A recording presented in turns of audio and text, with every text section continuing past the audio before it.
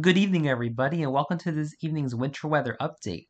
So, two snowstorms are coming to the northern parts of the United States. First, an Alberta Clipper, and the next one is going to be much more significant. So, opening up with the 18Z run of the GFS model to time out our snowstorms, snow is going to begin to fall across areas of Montana, North Dakota, and South Dakota as early as Wednesday evening and Thursday morning. And then our Clipper system is going to materialize across the northern plains by Thursday evening, seeing snow across the Fargo, North Dakota area into Minnesota, western Wisconsin. And then snow is going to push across Minnesota, Wisconsin, through the Great Lakes as we go into Thursday night, Friday morning, potentially heavy snow in Minneapolis, and then going through Friday morning, waking up to snow in northern Michigan, UP of Michigan, Green Bay, Wisconsin, southeastern Wisconsin, and then going through into Friday afternoon, snow will continue to push across the Great Lakes with light snow across Wisconsin, Michigan, eastern Minnesota. And then as we start going into Saturday morning, this is when we could be seeing heavy snow across areas of New England, across Vermont, New Hampshire, Maine, or New York State, heavy rain across the mid-Atlantic. And then snow is going to last through Saturday for most of the day, especially across Vermont, New Hampshire, and Maine, before our storm system moves offshore into Saturday evening. And then we see our next storm system developing across eastern Colorado by Sunday morning, bringing very heavy snow and strong winds to Montana, the Dakotas. And this is going to be a much more significant storm going into Sunday.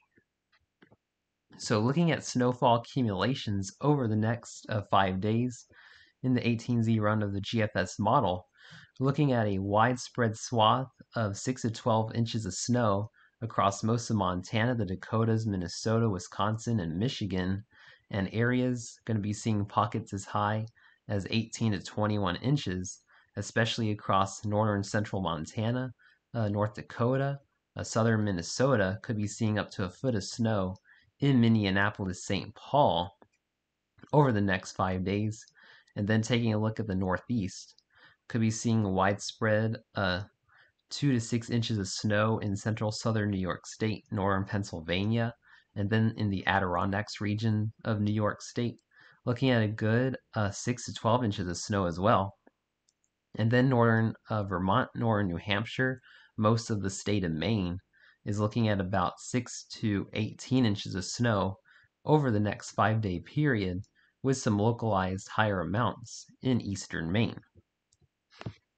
Taking a look at the European model over the next 5 days, looking at the 12Z run,